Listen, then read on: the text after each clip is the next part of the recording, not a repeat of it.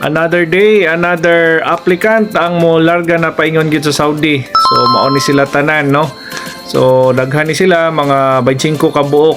So nagpray po ta dito sa Pink Sister karon nga kanilaging atong mga aplikante safe unta nga makaabot sa Saudi. Daghan kaayong salamat ninyo nga naghuwat gyud mo og niadtos mo gamay sa inyohang flight nga na delayed og kapila na transfer, no, o pizza. So daghang kayong salamat kaninyong mga pinalangga kong aplikante, no. God bless sa inyo ha, og iprita mo kanunay nga hinaot unta safe og maayo ra ang inyong pagtrabaho dito sa abroad.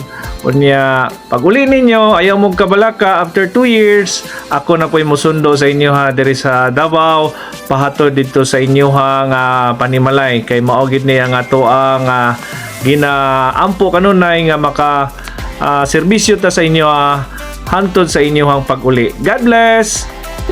Salamat.